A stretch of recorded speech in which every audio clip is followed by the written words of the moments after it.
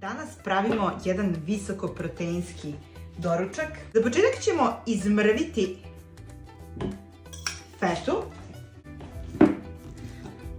Samo onako blago. Znači pomiješat ćemo je fetu i cottage cheese. To nam je neka osnova svega ovoga.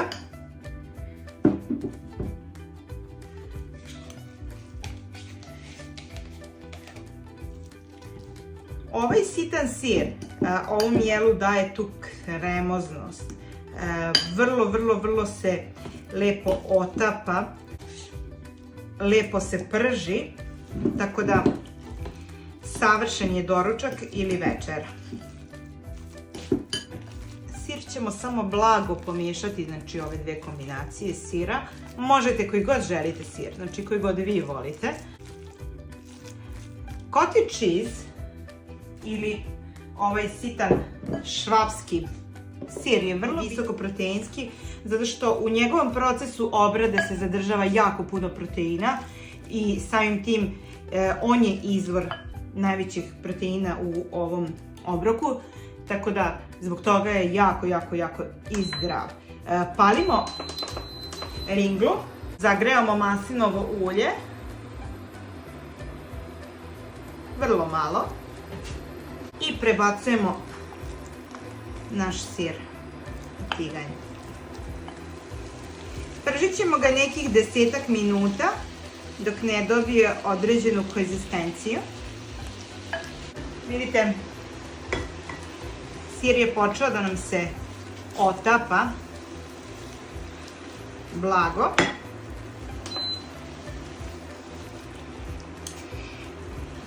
Znači, poenta ovoga je da izađe sva voda iz sira pre nego što ubacimo jaja.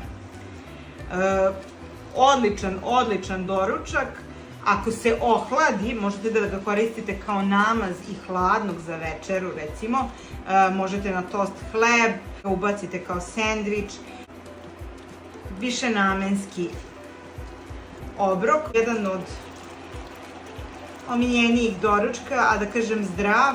Možete ga konzumirati ukoliko ste na nekoj dijeti, visokoproteinskoj ishrani, keto ishrani. Vrlo lagan za punovanje na raznim ishranama i na raznim dijetama, a prosto ukoliko niste ni na kakvom režimu, dobar je kao jedan zdrav i proteinski obrok. Pržimo ga znači još malo, uz konstantno miješanje. Znači, konstantno moramo da ga miješamo kako se ovaj sir ne bi uhvatio.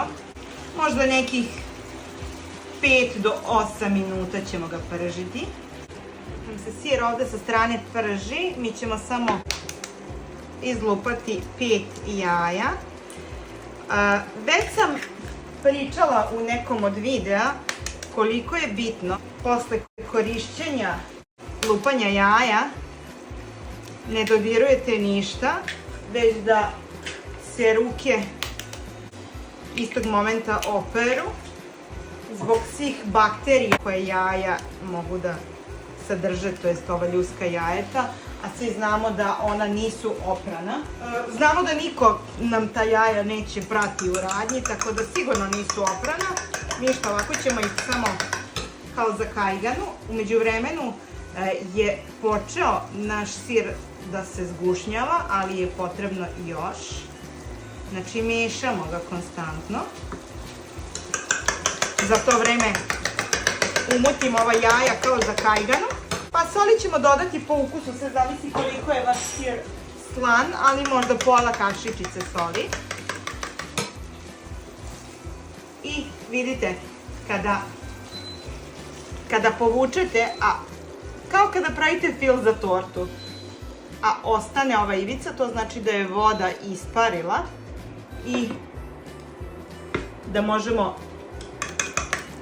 da spajamo. Samo ćemo još koji sekund. Evo, upravo smo smanjili smo vatru i ubacili smo jaja. Ubacili jaja, samo ćemo ovako blago da promešamo kako bi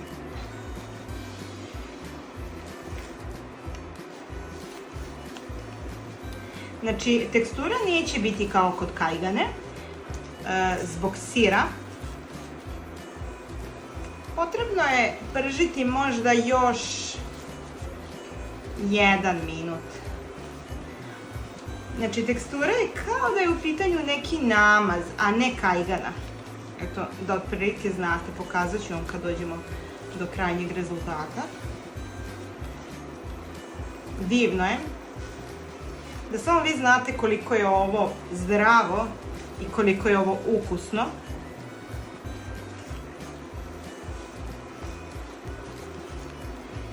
I skoro da je gotovo. Savršeno. To je to. To je to. Vidite kakve teksture. Znači, kao da može da se razmaže.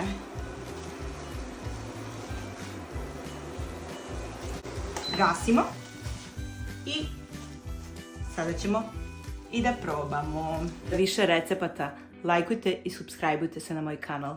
Ljubim vas, ćao!